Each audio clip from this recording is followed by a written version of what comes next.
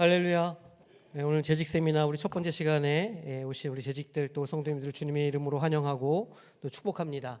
또 4주간 우리가 진행되는 이 과정을 통해서 하나님께서 우리를 향하신 각자의 개인을 향하신 뜻이 무엇인가를 또 어떻게 분별하고 또 우리 삶에 어떻게 적용하는가를 우리가 쭉 발견해 나가고 또 그렇게 함으로 우리의 신앙이 한 걸음 더 이렇게 성숙하고 자라가는 그런 복된 시간으로 삼으시기를 주님의 이름으로 축복합니다.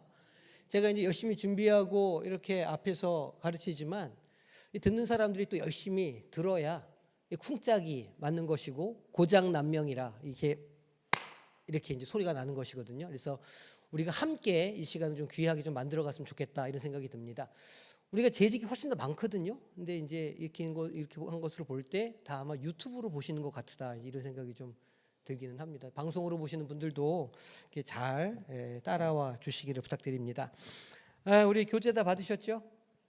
네. 우리 하나님의 서사에 우리 인생을 포기할 때 우리의 삶이 복음이 되는 시간이라는 제목으로 우리가 4주간 이 과정을 진행할 건데 이 4주간 과정은 이 책의 이 총 내부의 그 과정을 담고 있어요. 그래서 아주 간략하게 이제 이 책의 전체를 한번 훑는 과정이 될 것인데 그래서 한번 하시고 나면 책을 읽을 때 좀 수월하고 이게 지금 뭘 얘기하는 것인가가 아마 잘 들어오실 거라 이렇게 생각이 됩니다.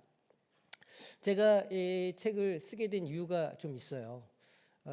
제가 이제 3년, 올해가 이제 4년 차 이렇게 들어오는데 3년간 제가 늘 고민하던 게 그런 거였거든요.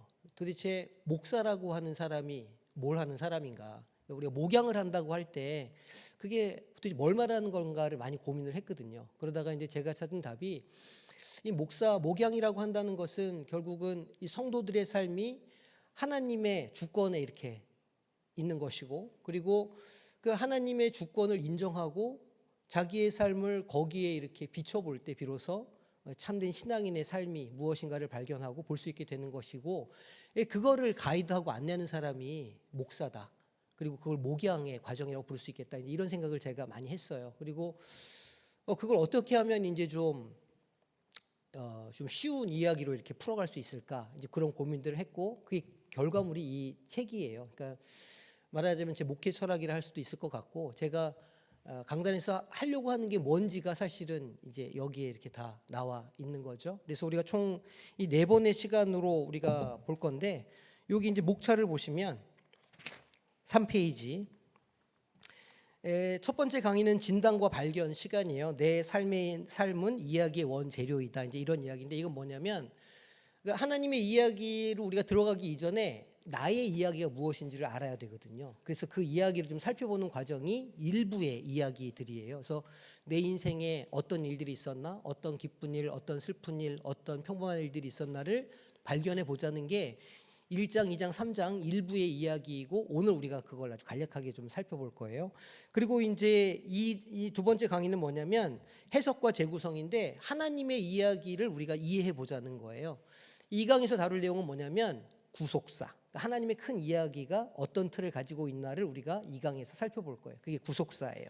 그리고 세 번째 강의에서는 우리가 정체성과 관계에 대해서 말할 건데 이제 세 번째 강의가 나의 이야기를 하나님의 구속사의 관점으로 보자는 거예요. 그게 책의 3부의 내용이기도 하고 우리가 세 번째 강의 때 다룰 내용이기도 해요. 그리고 마지막 4강이 훈련과 파송인데 그러면 우리가 그런 삶을 매일매일 어떻게 살아나갈 건가에 대한 구체적이고 실제적인 예를 제가 4부에서 다루고 있어요. 그게 이제 렉시오 디비나처럼 성경 묵상하기랄지 또 매일매일 자기의 신앙의 어떤 여정을 써내려가는 신앙 일기랄지 이제 이런 것들을 제가 이제 제시하고 있고 그것을 통해서 우리가 어떻게 성장할 건가, 어떻게 우리를 기록할 건가를 책의 4부에서 다루고 있고 우리가 4강에서 이제 다뤄볼 거예요. 이런 흐름과 과정으로 우리가 이제 이 4번의 강의를 진행을 하려고 합니다. 이 들어가는 말은 집에서 한번 쭉 읽어보세요. 굳이 안 봐도 될 것 같아서 자 PPT 띄워주시고 그래서 오늘은 첫 번째 강의 시간입니다. 같이 한번 읽어볼까요? 큰 제목을 자 시작.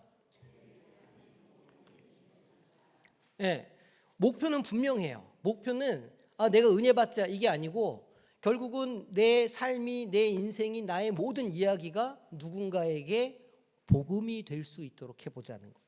우리의 목표는 그냥 내 인생으로 끝나는 게 아니라 내 인생이 누군가에게 희망이 되고 소망이 되고 어떤 증거가 될 수 있도록 우리의 삶을 바꿔보자는 게 이 과정의 의도예요. 그 첫 번째 시간입니다. 자, 그래서 오늘 첫 번째 시간인데 오늘은 진단과 발견을 하는 시간이거든요. 그러니까 내 삶은 이야기의 원재료라는 거예요. 원재료. 제가 이제 좀 자세하게 이 이야기를 설명을 좀 해볼게요.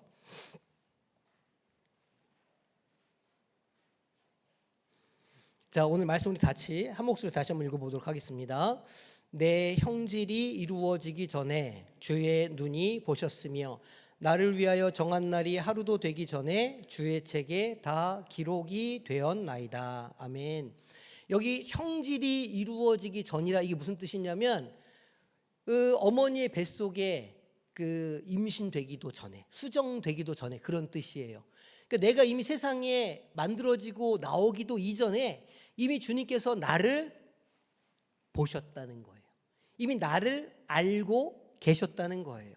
그래서 나를 위하여 정한 날이 하루도 되기 전에 내가 이 땅에 이 수정이 돼가지고 뭔가 생명이라고 하는 것이 된 그 날 하루도 되기 이전에 이미 나의 모든 것이 주님의 책에 주님의 계획 속에 다 기록됐다, 다 이루어져 있다 그런 말씀입니다. 굉장히 놀라운 고백이죠. 우리가 이제 이거를 우리의 신앙의 고백으로 삼아 보자는 거예요. 자, 오늘 학습 목표는 무엇이냐면 첫 번째, 신앙과 삶이 분리된 원인을 우리가 진단해 보고요. 그리고 신앙적 사용자 경험의 중요성을 이해해 보자. 좀 말이 좀 어렵죠? 신앙적 사용자 경험이라고 제가 용어를 만들어 봤어요. 제 책에서. 이걸 제가 좀 자세하게 설명해 볼게요. 이게 중요하다라는 걸 우리가 지금 공부를 해볼 거예요. 두 번째로는 나의 성공뿐만이 아니라 실패와 상처 이런 것들이 하나님의 이야기를, 그러니까 하나님의 커다란 구속사에서 우리를 비춰보기 위한 모든 재료가 된다는 거예요. 뭐 하나 우리 인생에 있는 것들이 버릴 게 없다 그런 말입니다. 아, 이거는 내 인생이 조금 좀 어두운 면인데, 이건 좀 부끄러운데, 이거는 누구한테 보여주기 힘든데 싫은데, 이런 것들까지도 하나님은 다 쓰신다는 거예요. 그럼 모든 것들을 쓰셔가지고 하나님의 이야기 속에서 새로운 삶으로 바꿔가시는 일들을 하신다 그런 의미입니다.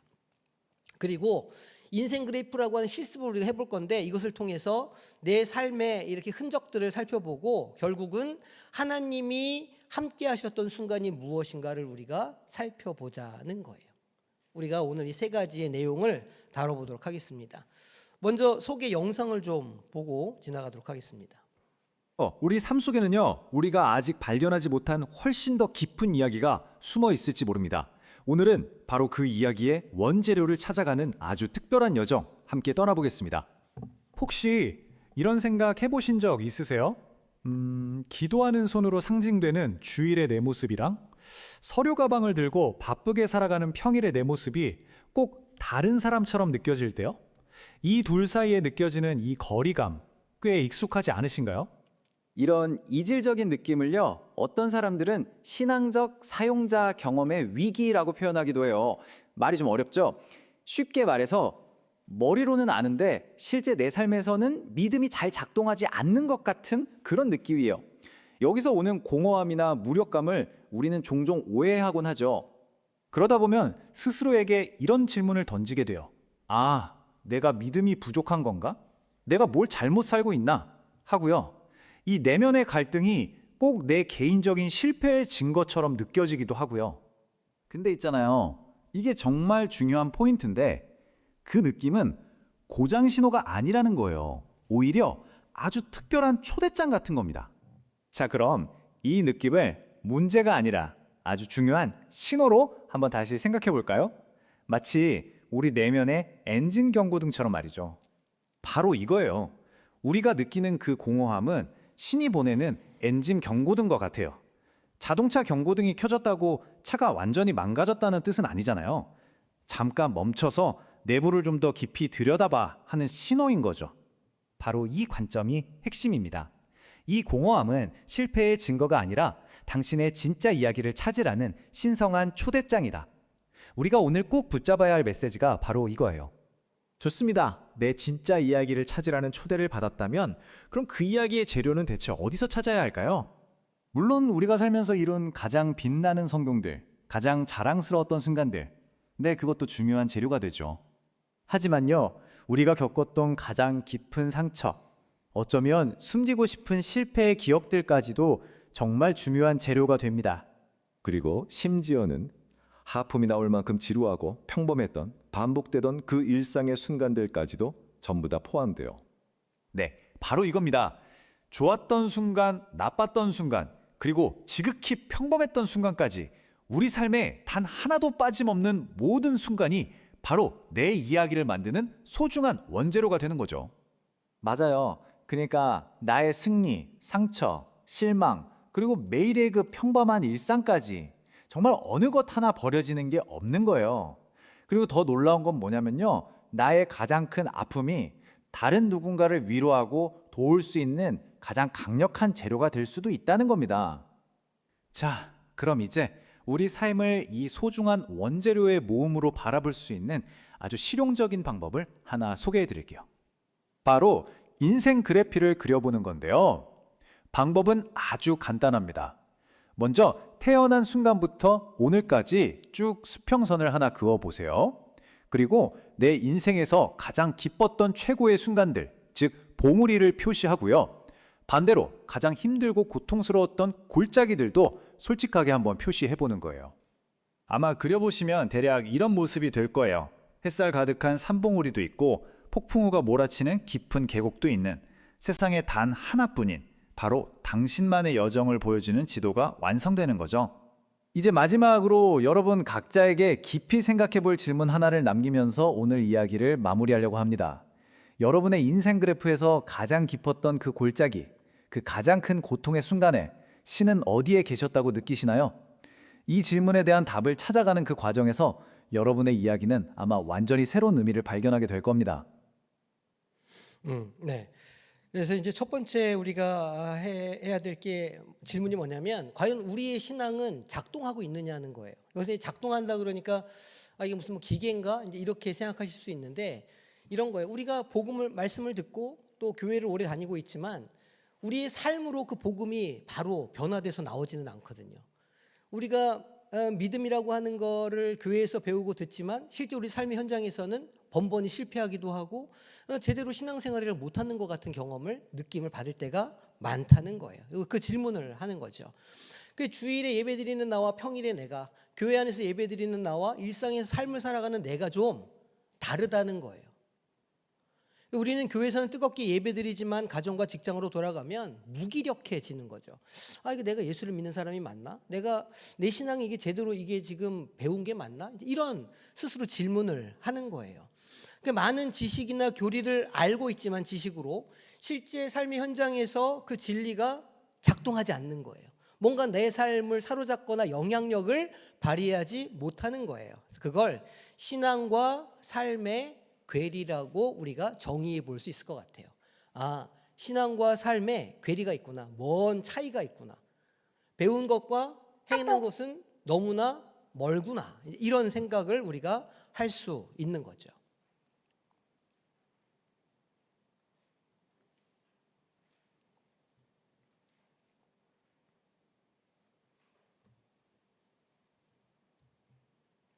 이거는 신앙생활 오래 했거나 짧게 했거나 별 그 차이가 없는 것 같아요.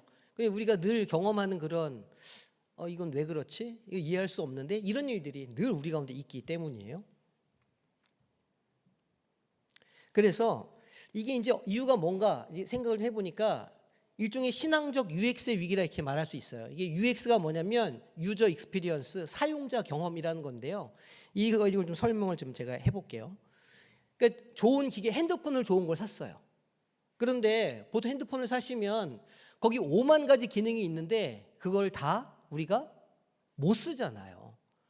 그리고 이렇게 식당 가시면 키오스크 이렇게 해놨는데 그거 기계 좋은 거로 갖다 놨는데 그거 앞에만 서면 우리는 왜 그렇게 작아지는가? 이게 우리가 다 경험하는 거예요. 그러니까 기계가 아무리 좋아도 문명이 아무리 좋아도 그것을 사용할 줄 모르면 별 의미가 없는 거죠. 근데 신앙도 마찬가지라는 거예요. 하나님의 말씀, 하나님의 복음 좋은 거 다 아는데 그게 내 삶에 어떻게 영향력을 미치고 그걸 내가 어떻게 내 삶에서 실천을 해야 되지를 모르면 백날 그걸 듣고 배워봐야 큰 변화가 우리 삶에 없더라는 거예요. 그래서 이거를 사용자 경험이라, 신앙적 사용자의 경험이라 이렇게 이름을 붙여본 거예요. 우리가 느끼는 신앙생활의 공허함, 회의감, 무력감은 영적인 실패를 말하는 게 아니라는 거예요. 그건 우리가 미련하고 어리석고 무지해서 자꾸 넘어지고 쓰러지고 아 나는 안 돼 이렇게 자책감을 느끼는데 실패가 아니라는 거예요. 그거는 이건 이제 우리가 그 잘못된 어떤 사용자 경험, 잘못된 어떤 정보들을 벗어나서 진짜 이야기를 찾아서 내 삶에 적용해 보라고 하는 영혼의 경고등이라는 거예요.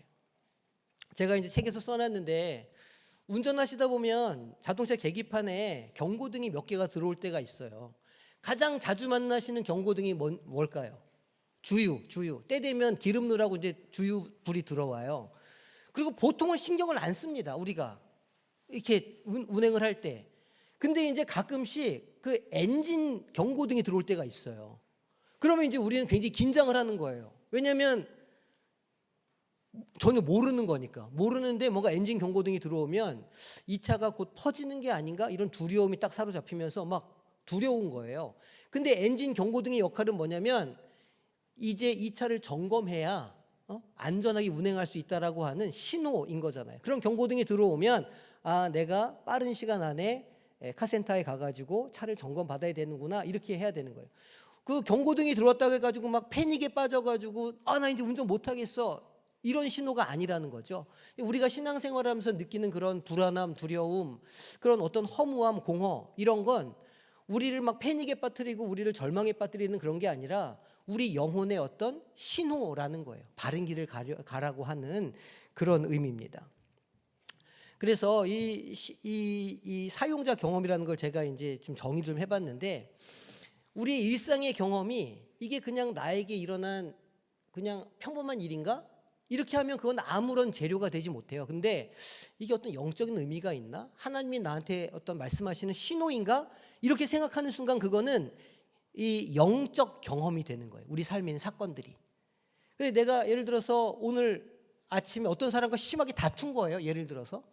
그러면 그냥 아무런 생각이 없으면 어이 그 나쁜 인간. 에이 기분 나쁘네. 오늘 온 붙었네.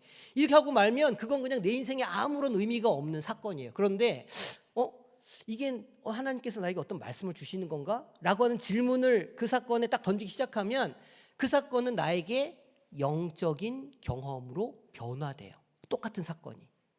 그리고 그 사건을 붙잡고 하나님 앞에 매달리고 기도하다가 아 이게 하나님이 나의 성품을 만지시는 것이구나 라는 깨달음이 딱 오면 그때는 그게 우리의 신앙 경험으로 변화가 돼요. 제가 이제 책에 이거를 써놨어요. 그러니까 우리가 매일매일 겪는 삶의 여러 가지 사건들은 그냥 의미 없는 것일 수도 있고 그냥 잠깐 주의를 이렇게 기울여 보는 영적인 경험이 될 수도 있고 아니면 한 발 더 나아가서 그것을 통해서 나에게 주신 하나님의 음성으로 듣고 그걸 분별해내는 신앙 경험으로 변할 수도 있다는 거예요. 그러니까 우리가 우리의 인생에 있는 사건들을 어떻게 봐야 되느냐 결국은 영적인 경험으로 그것을 한 단계 더 승화시켜서 신앙 경험으로 이렇게 이해하는 노력이 필요하다는 거예요. 그럼 그걸 어떻게 할까? 그게 이제 이 책이 제가 이 강의를 통해서 설명해 드리려고 한 내용이에요. 옛날에 스티브 잡스가 뭘 만들었죠? 스티브 잡스가 누군지는 아시죠? 스티브 잡스. 애플의 사장이잖아요. 췌장암으로 죽었어요. 근데 스티브 잡스가 처음에 아이폰을 딱 만들 때 그가 했던 얘기가 있어요.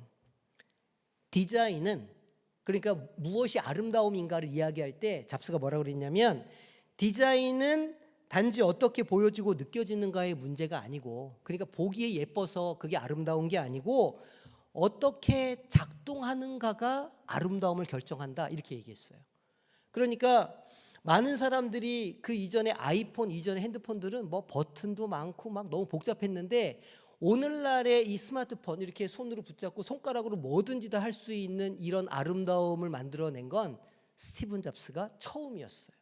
그러니까 그가 생각했던 사용자 경험, 그러니까 사용자가 어떤 기계를 붙잡고 이거를 만질 때 사용하기가 너무너무 편리해야 하고 사용하기가 편리하고 단순할 때 비로소 그게 아름답게 느껴진다 이렇게 말했던 거예요. 근데 제가 생각할 때는 신앙도 좀 비슷한 것 같아요. 우리가 교리를 막 열심히 배우고 막 신학의 서적들을 막 읽고 그 막 어려운 거를 우리가 지식적으로 이렇게 막 본다고 할지라도 그게 우리 삶으로 변화로 나타나지 않아요. 왜냐하면 중간에 그게 우리의 삶에 어떻게 적용되고 내 삶에 이게 어떻게 쉽게 이해될 수 있는지의 과정이 없기 때문이에요. 그래서 그 사용자 경험이 신앙생활에도 굉장히 필요하고 그걸 영적 경험이라 신앙 경험이라 이렇게 제가 정의를 해본 거예요.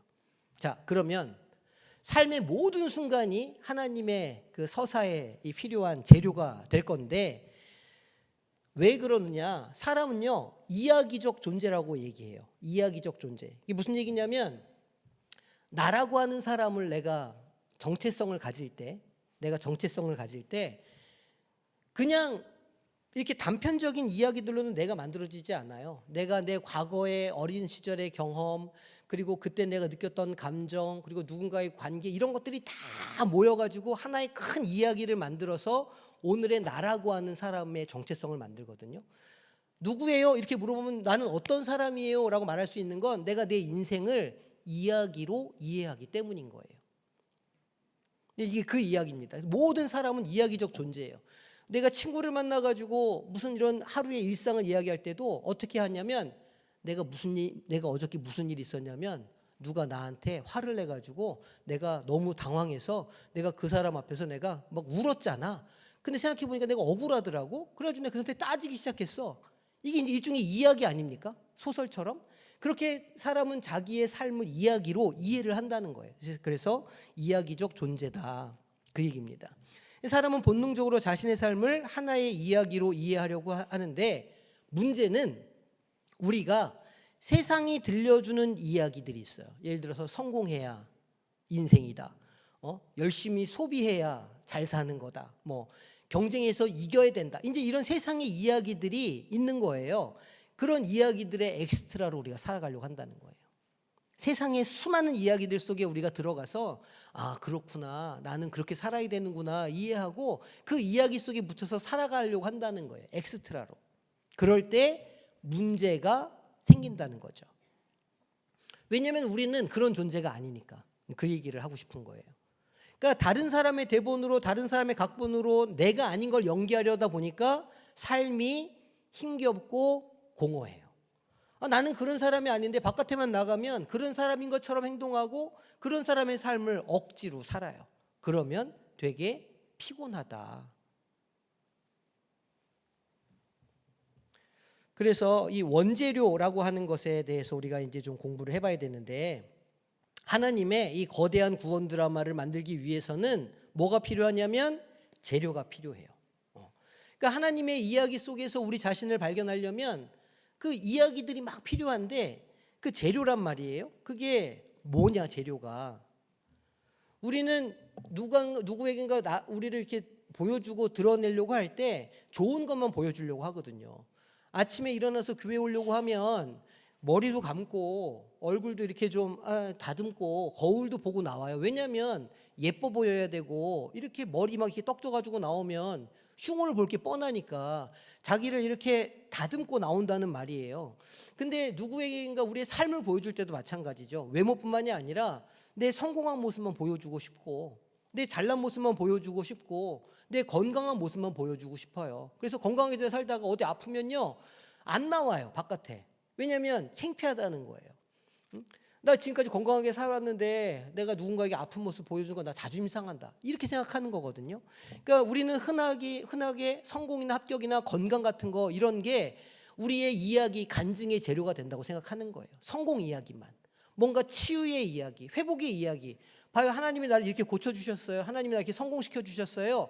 이런 것만 간증으로 생각한다는 거예요. 내 실패, 내 좌절, 내 절망 이런 거는 내 이야기가 될 수 없다고 생각한다는 거죠. 그런데 하나님은 우리의 실패 무엇보다도 실패를 통해서 우리 인생에 말씀을 하신다는 거예요. 그리고 상처. 하나님 우리 상처를 사용하신다. 재료로. 우리 이야기를 만들어 가실 때. 억울함. 그리고 지루해 보이는 평범한 일상도 우리의 하나님의 우리를 향하신 이야기를 쓰시기 위한 소중한 원재료로 사용하신다는 거예요.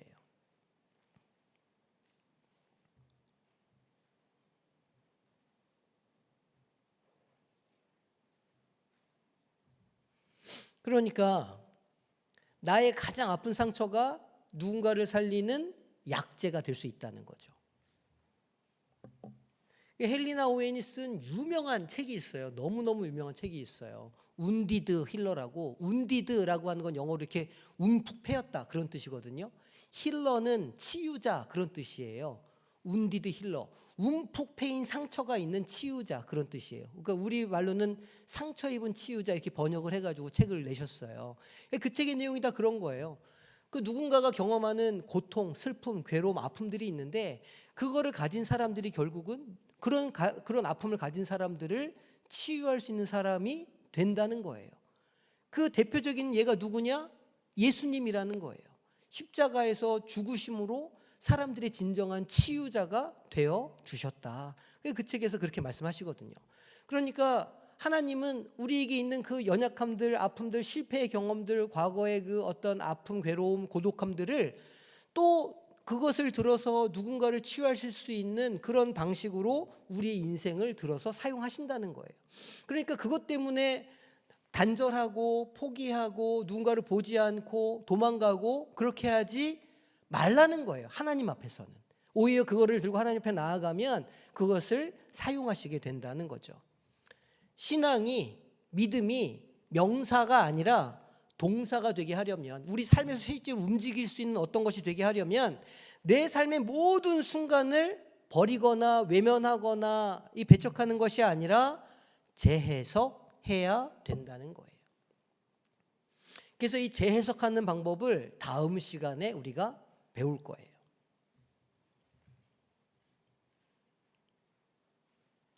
이 재해석을 제가 뭐라고 말했냐면 리플로팅이라고 이름 붙였는데 요건 제가 좀 나중에 또 설명을 따로 할게요. 자, 그래서 우리가 실제로 한번 연습을 한번 해보려고 그래요. 요거를 하고 나면 2명씩 짝을 지어가지고 이렇게 좀 서로 나눠볼 거거든요. 그러니까 지금 이렇게 옆을 쫙 보시면서 내 짝지가 누구인가를 좀 확인 좀 해보세요. 2명씩 짝을 지어가지고 얘기를 할 겁니다. 그러니까 짝지를 좀 쫙 확인해 보시고 좀 이따 이동해가지고 할 테니까 2명이 안 되면 3명이 모이셔도 돼요. 자, 인생 그래프를 우리가 그려볼 거예요. 우리 책에 있어요. 자, 어떤 거냐면 X축이 있어요. X축이 있는데 이건 태어난 순간과 오늘까지를 말하는 거고 세로 Y축이 있어요. 이거는 행복도를 말해요. 내 인생의 주요 사건들을 점으로 찍고 선으로 연결해 보는 거예요. 어렵지 않아요? 그래서 가장 높았던 순간, 가장 행복했던 순간과 가장 힘들었던 순간을 표시를 우리가 하는 거죠. 자, 어떻게 하는 거냐면 예를 들면 이렇게 하는 거예요. 자, 세로축이 있어요. 위로 올라갈수록 뭐 하는 거예요? 행복한 순간이에요. 내 인생에 행복했던 순간을 기억해 보시는 거예요. 지금 차분하게. 밑으로 내려갈수록 무슨 순간이라고요? 네, 골짜기와 같은 순간이야. 내 인생 진짜 이때 너무 힘들었는데 사람들마다 그런 순간이 있어요. 그럼 가로축이 있죠. 가로축은 태어나면서부터 지금까지의 쭉 가로축이에요. 그러니까 시간이 그렇게 흘러가는 거예요. 그러면 점을 찍어 보세요. 내 이 영사기를 돌리는 것처럼 내 태어날 때부터를 쫙 돌아가셔가지고 점을 찍어. 중요한 사건들이 있을 거예요. 어떤 거는 되게 조금 좀 우울한 때 있던 사건. 저 같은 경우는 저기 이제 춘천에 있었던 어린 시절이거든요. 부모님이랑 떨어져가지고 살았던 때예요. 그 다음에 또 시간이 또 딱 지나가다 보니까 이제 서울로 올라왔어. 부모님이랑 같이 초등학교 제가 이제 3학년, 2학년 이때쯤 올라와가지고 서울에서 이제 부모님 같이 살 때예요. 이렇게 점을 찍어요. 요 정도 행복했던 것 같아. 또 점을 찍어요. 근데 아버지가 사업을 마르셨어요. 아파트도 다 말아 드시고 다 드셨어요. 그래서 저 밑에 떨어졌어요. 인생이. 점을 찍는 거예요. 이거를 따라서 찍으라는 게 아닙니다. 이건 제 인생 점을 찍는 거예요. 각자 찍으시면 돼요. 좀 이따 시간을 드리면. 그리고 이제 조금 회복이 됐어요, 집이. 하지만 여전히 삶이 좀 골짜기였어. 그리고 나서 이제 청소년기가 되면서 되게 제가 좀 방황을 많이 했거든요. 그게 또 나락으로 떨어졌죠. 그리고 이제 대학교에 진학하면서 조금 인생이 이런 건가 막 되게 즐거웠어요. 기쁘고. 하지만 결코 그렇지 않다. 또 이렇게 뭐 이런저런 문제로 또 이렇게 좀 인생이 이렇게 떨어지다가 또 좀 나아지다가 또 굉장히 괴로운 어떤 청년 시절의 우울함을 제가 또 겪다가 신학교에 가가지고 하나님을 만나가지고 기쁘다가 뭐 이렇게 하다가 결혼을 하고 뭐 이렇게 해서 이제 제 인생 한번 제가 대충 찍어본 거예요. 이렇게 하고 이제 이걸 어떻게 하냐면 선으로 이어요. 쭉 이렇게 쫙 이어. 자, 요게 인생 그래프입니다. 아시겠죠? 자, 그러면 시간을 좀 드릴 테니까 생각해 보세요. 자, 이걸 딱 보시면서, 자, 교재를 보시면서 펜을 딱 드시고 나는 내 인생에 어떤 때가 있었나 한번 과거로부터 점을 딱 찍어 보세요. 뭐 되게 자세하지 않아도 돼. 그러나 어쨌든 이건 너무 슬펐던 사건인데, 이건 너무 행복했던 일인데, 이거를 한번 이렇게 점을 찍어 보세요. 점을 다 찍은 다음에 쭉 이어요. 쭉 이어서 그려보세요.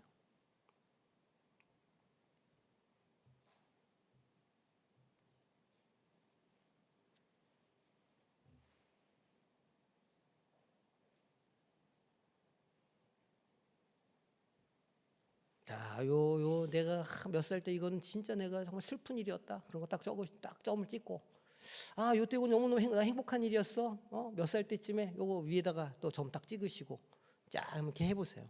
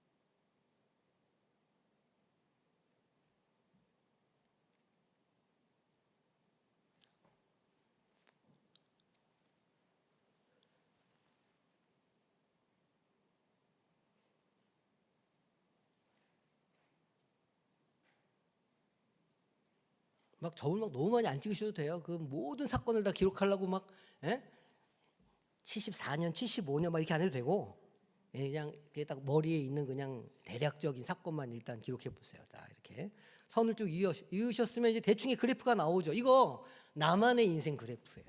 나만의 것, 개인의 것으로 딱 이렇게 하는 거예요. 자, 그리고 자 대충 하셨죠? 그러면 가장 높은 점이 있고 가장 낮은 점이 있을 거 아닙니까? 그러면 성찰 질문 8페이지 가보시면, 자, 성찰 질문에 그래프에서 가장 깊게 내려간 골짜기 사건이 뭔지 적으세요. 가장 밑에 찍은 점, 도대체 이게 뭐였는가 찍어보세요. 거기다 쓰세요. 가장 아래에 있던 점의 사건은 무엇인가 쓰세요.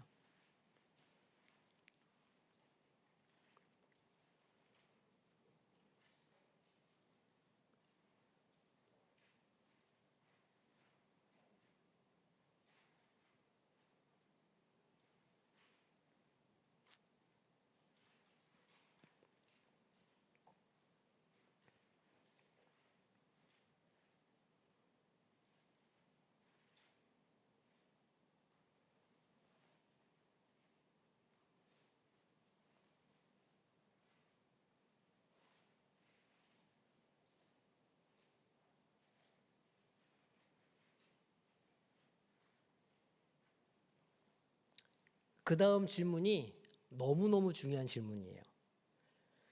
그 가장 힘들었던 순간 하나님은 어디에 계셨다고 느끼셨었나요? 그때 그 솔직한 감정을 적어보시는 거예요. 되게 침묵하시는 것 같았는데, 응답이 없었던 것 같은데, 아니면 그때 나를 살려주셨는데, 나를 건져주셨는데, 그때의 그 느낌을 한번 적어보세요.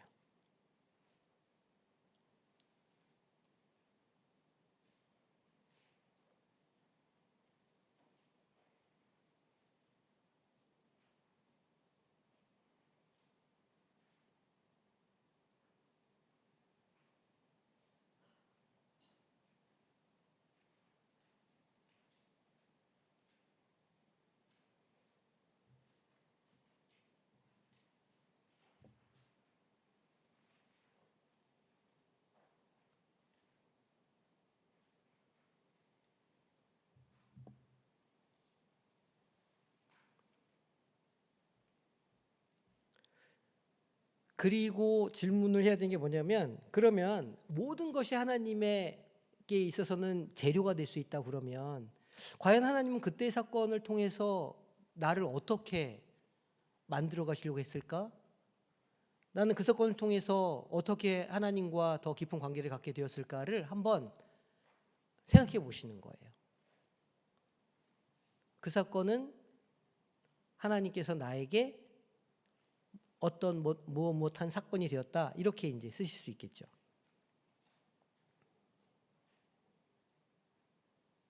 어떤 이야기의 재료가 될 수 있을까?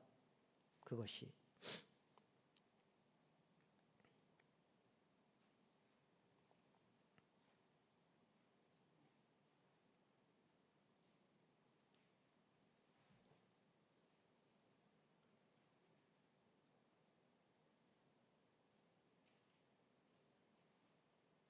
자, 이제 요거를 2명씩 짝을 한번 지어 보세요.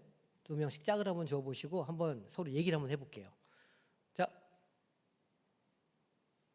가까이 있는 사람 빨리 붙잡으세요. 자, 딱 찍어. 그리고 3명이면 3명도 괜찮아요. 네. 자, 해쳐 모이시기를. 장로님 앞으로 가시든지 뒤로 가시든지 이렇게 같이 앉으셔가지고 같이 모이셔. 2분씩 3분씩 이렇게 모여 보세요. 2분씩 3분씩.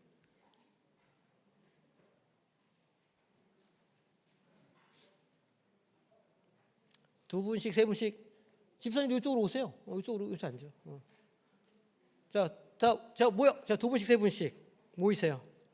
자, 짝지의 오른손을 딱 잡으시고 악수. 반갑습니다. 축복합니다. 하나님이 사랑하십니다. 오케이. 자, 좋아요. 자, 그러면 첫 번째 가장 깊게 내려갔던 골짜기 사건에 대해서 서로 이야기해 보세요. 그게 무엇이었는지. 자, 얘기해 보세요.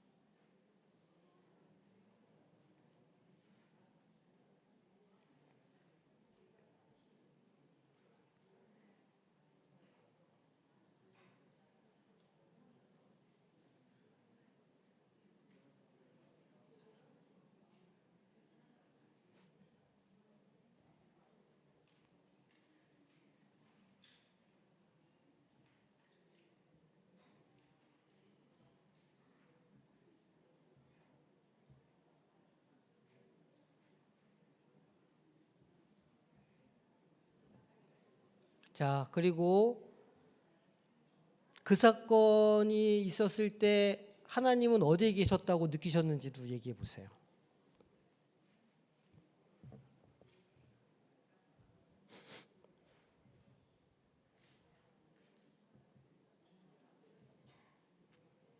그 가장 힘들었던 순간에 하나님은 어디에 계셨다고 느끼셨는지도 한번 얘기해 보세요.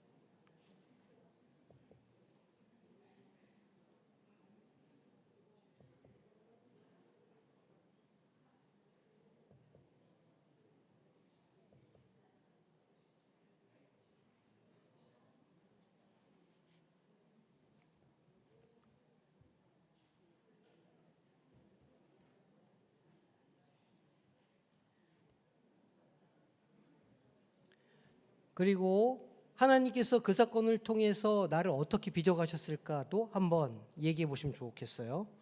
원재료의 이 신학에 비춰볼 때 이것이 하나님의 손에 들린다면 어떤 이야기의 재료가 될 수 있을까까지 나눠보겠습니다.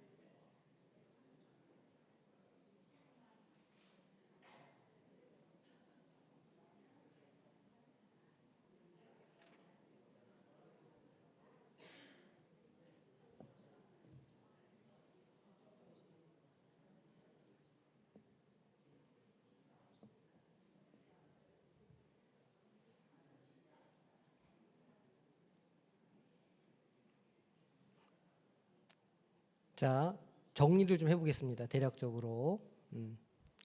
지금 하신 게 뭐냐면 일종의 간증이에요. 그죠? 간증을 영어로 스토리라고 하거든요. 이야기. 근데 간증은 그냥 내 삶에 있는 여러 가지 단편적인 사건들을 보면서 하나님이 어떻게 하셨다고 하는 하나님의 관점으로 이야기를 재구성한 거예요. 그러니까 그게 지금 뭐냐면 하나님의 이야기에 내 인생을 포개는 과정이죠. 그러니까 매일매일 우리의 삶이 사실은 간증이 될 수 있어요. 이런 과정을 통해서. 오늘 내가 누구를 만났지? 내가 오늘 어떤 일을 겪었지? 내가 오늘 어떤 마음이었지? 이걸 그냥 그렇게 흘려보내는 게 아니고 이거를 하나님의 관점으로 하나님의 시선으로 자꾸 비춰보려고 하는 거예요. 그렇게 하면 우리의 그냥 매일매일의 일상적인 이야기가 우리의 간증으로 변해요. 이걸 재형상화, 재구성 이렇게 이야기할 수 있어요. 그리고 이제 우리가 이제 좀 훈련해야 될 게 뭐냐면, 그럼 하나님의 이야기를 우리가 어떻게 여기다 포갤 거냐? 하나님의 이야기는 뭐야? 라고 질문할 수 있잖아요. 우리가 그걸 다음 주에 공부해 볼 거예요. 그러니까 하나님께서 우리의 삶에 대해서 어떤 플랜을 가지고 계신지가 이미 성경에 다 나와 있어요. 그걸 뭐라고 부른다고요? 구속사. 구속사가 총 4단계죠. 처음에 뭐였어요? 창조. 그 다음에 뭐죠? 타락. 다른 말로 하면 실패예요. 그러니까 창조는 원래 우리의 모습. 두 번째는 하지만 실패. 세 번째는 뭘까요? 구속. 그렇죠. 예수님께서 그것을 어떻게 회복시켜 주시는가. 그리고 마지막 4번째는 뭐예요? 완성이에요. 어디로 우리가 향해서 가고 있는가.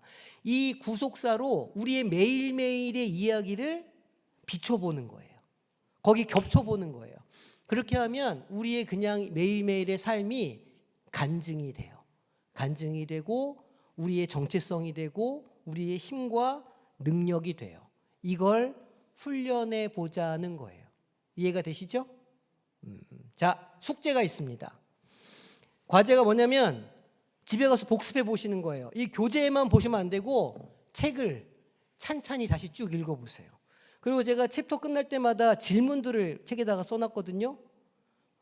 아, 그래요? 이러신 분들은 책을 사고도 한 번도 읽어보지 않으신 분들의 표정인데, 읽어보시면 제가 챕터 끝에마다 질문을 해놨어요. 그 질문에 응답해 보시면 좋아요. 급하게 읽지 않으셔도 되고요. 천천히 읽으시면 좋아요. 그렇게 읽으시고 복습을 하시면 좋겠다. 그리고 당연히 무슨 숙제가 있을까요? 다음 주에 2부를 읽어오셔야 돼요. 2부는 4, 5, 6, 7장이에요. 4장은 타락에 관한 것, 5장은 4장은 창조에 관한 것, 5장은 실패에 관한 것, 그리고 6장은 구속, 마지막 7장은 이 회복, 목표에 관한 거거든요. 그러니까 요 4장을 그런 관점에서 읽어보시면 다음 주에 와서 우리가 이 얘기를 할 때 훨씬 더 수월하실 거거든요. 그러니까 읽어보시기를 바래요. 그리고 이게 글자가 작아가지고 못 읽겠다 하시는 분들 혹시 계십니까? 없어요? 돋보기 돋보기 좋고, 제가 지금 이거를 음성으로 변환을 해가지고 이렇게 좀 드릴까 싶기도 하거든요. 들으시라고. 그래서 이건 제가 조만간에 이거 음성으로 바꿔가지고 책을 이렇게 들으실 수 있도록 할게요. 그래서 다음 주에는 오늘 한 거를 좀 이렇게 복습을 해보시고 2부 내용을 2부 그 4, 5, 6, 7장을 읽어오시면 다음 주엔 좀 더 우리가 좀 깊이 있는 이야기를 나눌 수가 있겠다는 생각이 듭니다. 아시겠죠? 네, 그래요. 아시겠다고 생각이 됩니다.